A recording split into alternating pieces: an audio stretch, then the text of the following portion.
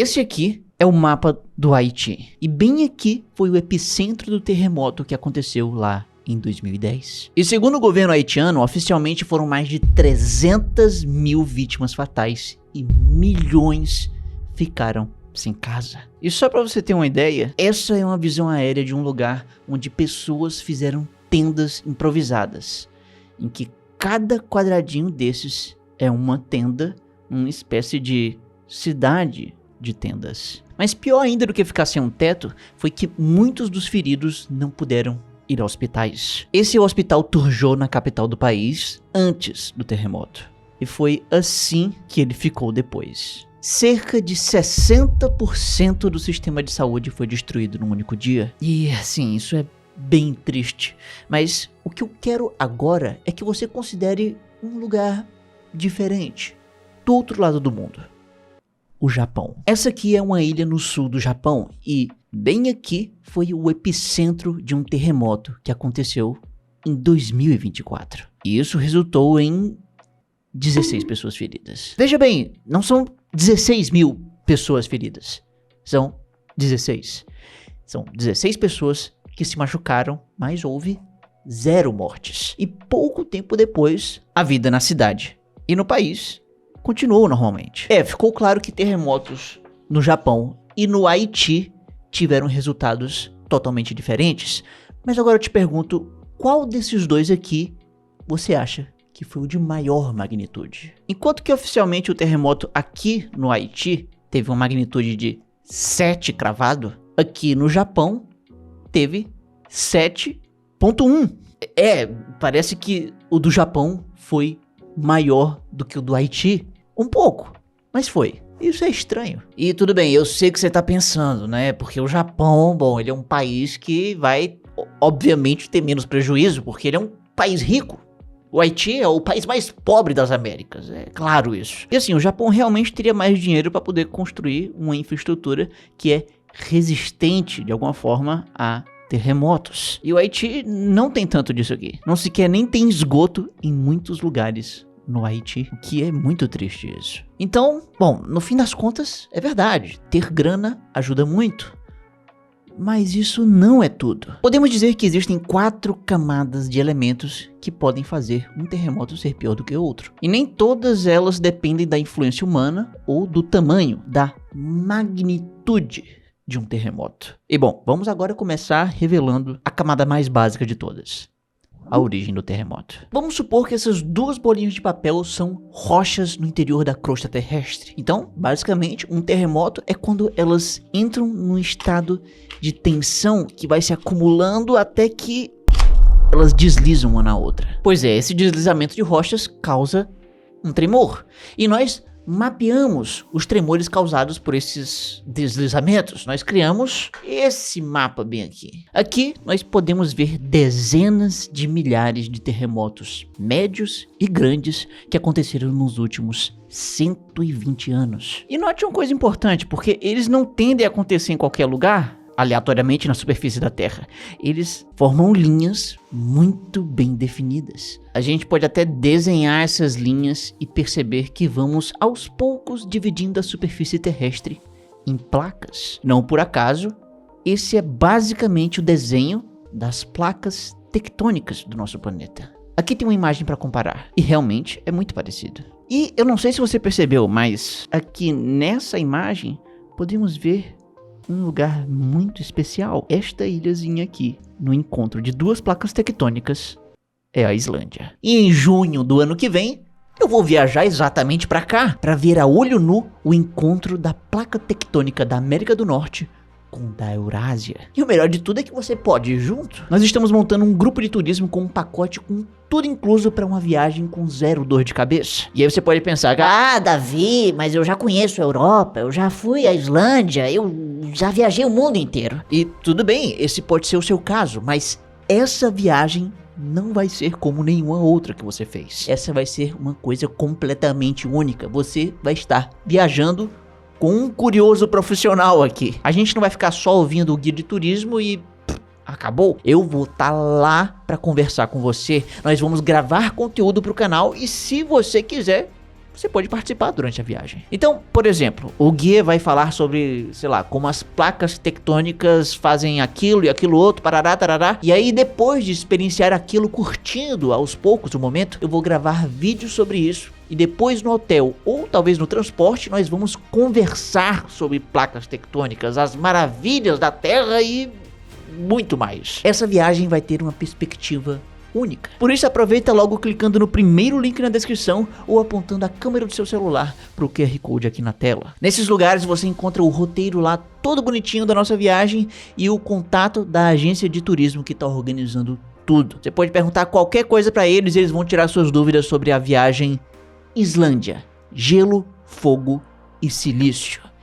E por fogo, entenda o manto terrestre. E só para deixar claro, essas placas tectônicas são grandes fragmentos de crosta terrestre. Essas placas enormes, elas estão meio que lentamente surfando sobre o manto terrestre. E cada uma tem direções bem diferentes. E aqui nessa própria imagem nós podemos ver essas setinhas. Elas indicam se as placas estão, por exemplo, se afastando, se elas estão colidindo ou se estão fazendo um movimento paralelo oposto a uma outra. E esses movimentos acabam causando muita tensão acumulada nas rochas que podem acabar deslizando e causando um terremoto. Por isso que terremotos são muito mais frequentes no encontro de placas tectônicas. Isso não quer dizer que eles não aconteçam em outros lugares, porque se a gente voltar para essa imagem bem aqui, podemos ver que sim, é possível. Isso acontece. Inclusive podem acontecer até aqui no Brasil, no meio de uma placa. E isso ocorre porque essas rochas nas profundezas da crosta podem acumular tensão em qualquer lugar e causar terremotos. Só que isso vai ser mais provável de acontecer no encontro de placas. Ok, então a gente sabe como que os terremotos se originam, mas como que a gente pode medir o tamanho dessa origem?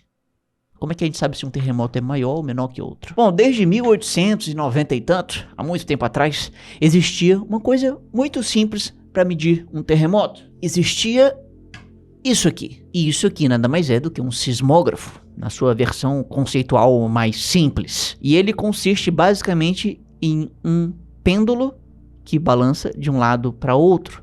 Ele só pode balançar de um lado para o outro. Deveria ter alguma coisa aqui que poderia restringir o movimento em outras direções, mas a gente omitiu aqui por questão de simplicidade. E além desse pêndulo, a gente pode adicionar uma caneta e ela ia também balançar junto com o pêndulo. E um papel poderia vir aqui embaixo. E bom, por padrão, esse papel vai ficar passando por esse sismógrafo e a caneta vai desenhando uma linha e o resultado vai ser um papelzinho como esse aqui, com uma linha que seja mais ou menos reta. Porém, lembre-se, nós estamos falando de um pêndulo que vai de um lado para outro. Essa linha reta só aconteceria se o pêndulo não balançasse, mas existem coisas que podem fazer esse movimento de balanço. Podem existir tremores que fazem a base desse negócio todo balançar e fazer com que o pêndulo balance também. Então, no final, o que era para ser uma linha reta acaba ganhando um contorno diferente, acaba ganhando picos por causa de um tremor. E o tamanho desse desvio dos picos é algo que pode ser mensurável. Dá pra gente medir alguma coisa agora. Então, se o desenho de um sismógrafo foi isso aqui, podemos marcar que esse pico teve um tamanho X. Podemos dizer então que esse terremoto tem o tamanho X. E com base nisso aqui podemos enfim fazer comparações. Porque se a gente pegar esse outro desenho feito pelo mesmo sismógrafo de um outro terremoto, dá pra gente também medir o maior pico e perceber que ele teve metade do tamanho, metade de X. Logo podemos comparar esses dois terremotos e dizer que esse aqui tem metade do tamanho desse aqui. Mas ainda havia um problema com isso. O tamanho de um pico para outro poderia variar muito mais do que apenas metade ou o dobro. A variação poderia ser de várias ordens de grandeza. E assim, isso pode acabar sendo ruim de lidar com todos esses números no dia a dia. Então, para resolver isso, em 1935 foi criado o conceito de magnitude.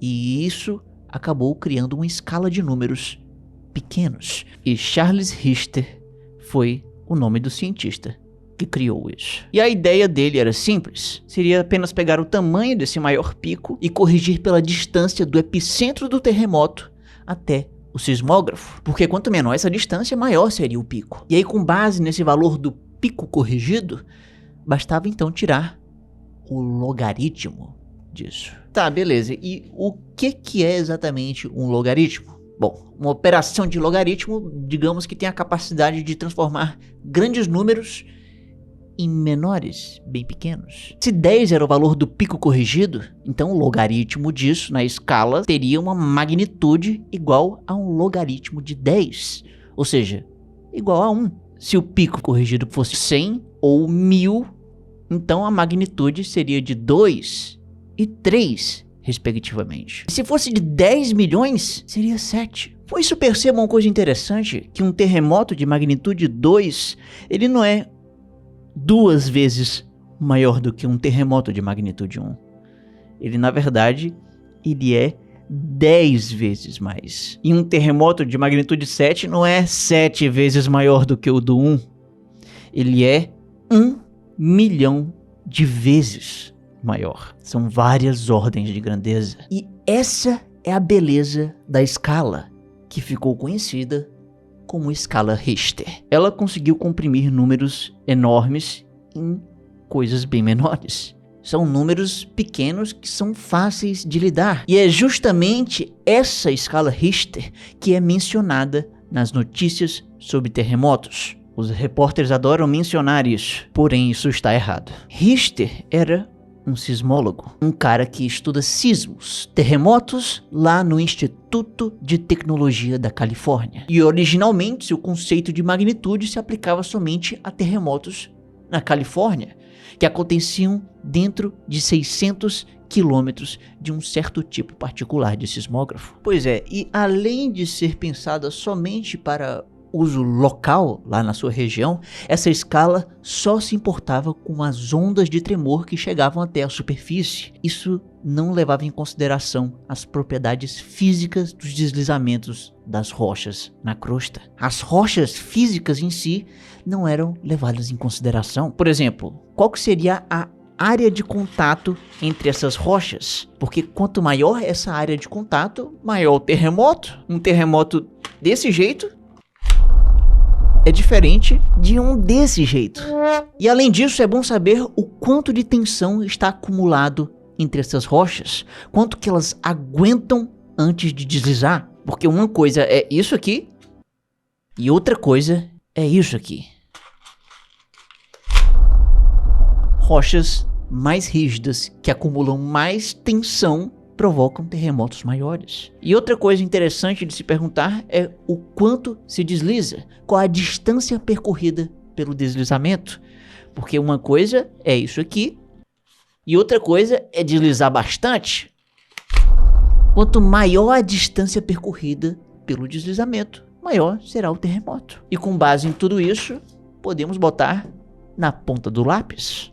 Tá, então temos que as propriedades físicas relevantes para o tamanho de um terremoto é a área, a rigidez e a distância de deslizamento. Vamos chamar de variáveis A, R e D. Assim, se a gente multiplicar cada variável, temos que isso é igual a M, ao momento desse movimento de rochas. Mas aí o problema é que o valor M pode variar muito, assim como aqueles picos, lembra? Então nós também precisamos envolver logaritmo aqui para poder conseguir diminuir isso. Por isso pegamos o M, jogamos ele numa fórmula mais complexa, para que no final, com isso aqui, a gente consiga um número pequeno. Pequeno como, sei lá, 5, 6, 7 e por aí vai. E essa fórmula, usando o logaritmo do M, dá um resultado que é conhecido como MW, ou magnitude de momento de um terremoto. E é exatamente isso que os noticiários costumam comentar, porém erroneamente eles se referem a isso como a escala Richter. Então os números do noticiário são da magnitude de momento, mas eles falam que é a escala Richter. Não é correto isso. é só um costume que as pessoas têm. E não me entenda mal, porque a escala Richter ainda é usada por sismólogos, mas em casos mais específicos. Agora já a magnitude de momento é usada de uma forma mais ampla e nós escutamos os números dessa magnitude nos noticiários. Então beleza, a gente sabe agora o que faz um terremoto ser maior do que o outro e sabe o que exatamente é aquele número que diz que um é maior do que o outro. Beleza, lembre-se que até agora nós só vimos das 4 camadas apenas a primeira camada do que faz um terremoto ser pior do que o outro. E agora, vamos para a próxima. A segunda camada é o tremor. A magnitude de momento, como vimos, é um número que cada terremoto tem um só. Um terremoto, ele é 7. O outro é 8, outro é 6,2. Eles são esses números e acabou-se. Porque esses números estão relacionados às rochas, à propriedade da origem física que gerou esse tremor. Mas e o tremor em si?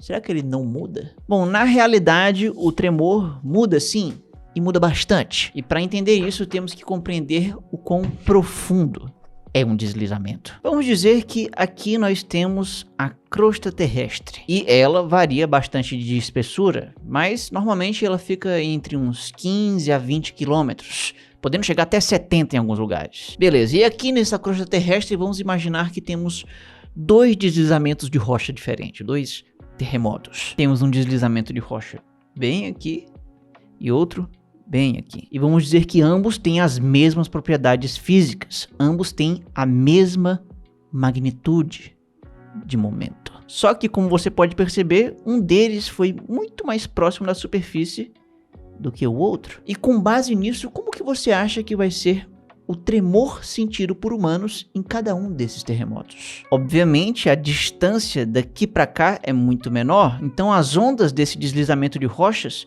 vai atingir aqui na superfície uma cidade com mais intensidade. Agora, já aqui nesse deslizamento, as ondas vão ter um percurso muito maior para percorrer e assim acabar perdendo intensidade até chegar aqui no topo, na cidade. Então, temos deslizamentos idênticos, porém, o tremor aqui vai ser muito maior do que aqui. Ou seja, são magnitudes iguais com intensidades de tremores completamente diferentes. São terremotos de tamanho igual, mas um é bem pior do que o outro. Além disso, se a gente olhar apenas para um único terremoto, faz sentido que ele produza ondas de tremor não só diretamente acima dele, mas também mais para as laterais. Então a cidade logo acima desse deslizamento de rochas vai sentir o tremor, mas também vai sentir outras cidades mais para as laterais. Agora olha só que coisa curiosa. A cidade que está logo acima tem uma distância menor do que as que estão mais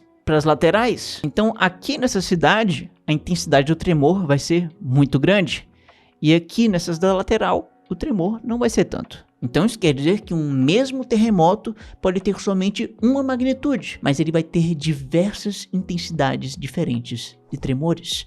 Vai variar dependendo de onde na superfície você está. E fora isso ainda tem algumas outras variáveis, por exemplo, que tipo de material existe entre o deslizamento e cada uma das cidades. Pode ser que bem aqui a crosta seja feita de um material que propaga menos as ondas do tremor. Então no meio do caminho daqui para cá, as ondas vão passando e aí sentem uma redução forte e depois chegam no destino. Ou seja, a distância daqui para cá e daqui para cá pode ser até a mesma, sendo que aqui a intensidade do tremor vai ser menor. Então um mesmo terremoto pode manifestar intensidades de tremores diferentes em cada ponto da superfície, mesmo que eles tenham a mesma distância. Por isso que lá no terremoto no Haiti, lembra? Nós tivemos um epicentro bem aqui. E daí a gente pode imaginar que quanto mais perto desse epicentro, maior foi a intensidade do tremor.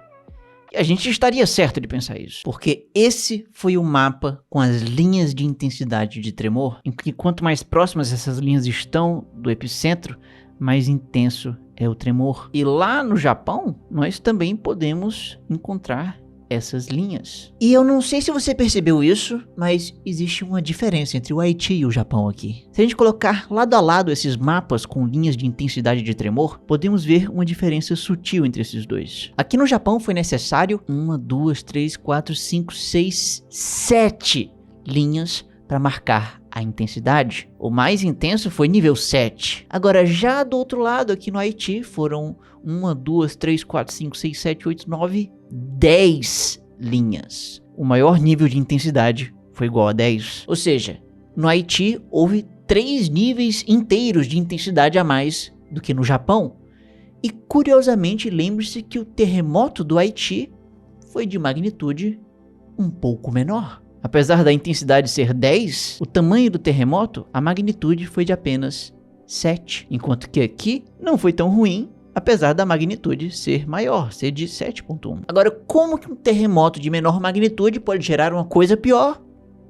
Bom, graças a um terrível detalhe. Aqui no Japão, esse deslizamento aqui acabou acontecendo a 24 quilômetros de profundidade. Agora, já aqui no Haiti, esse deslizamento aconteceu somente a 13 quilômetros da superfície. Foi uma distância muito menor. Por isso os tremores foram muito piores e assim nós chegamos na nossa terceira camada. Nossa terceira camada é o impacto. O impacto aqui no Haiti foi muito maior porque aqui dentro dessas linhas de intensidade mais fortes, nós encontramos importantes centros urbanos, nós encontramos a capital do país. É aqui nesse momento que o dinheiro e a influência humana começam a fazer diferença.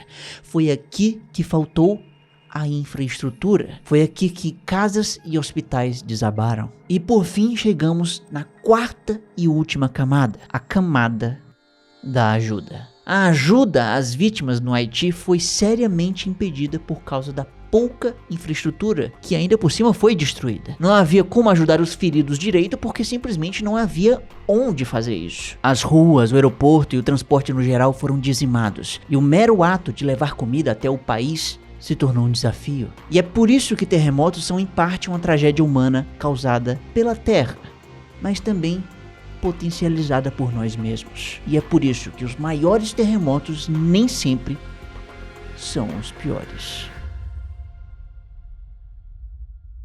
E o pior que você pode dizer da escala Kardashev é que ela é inútil. Agora, para saber por que a escala Kardashev é inútil, basta clicar bem aqui no maior canal de ciência do Nordeste. E me siga nas minhas redes sociais para ver meus vídeos curtos. E olha, não esqueça de ver esse QR Code e o primeiro link aqui na descrição sobre a viagem da Islândia. Vai ser algo incrível, único e não perdão.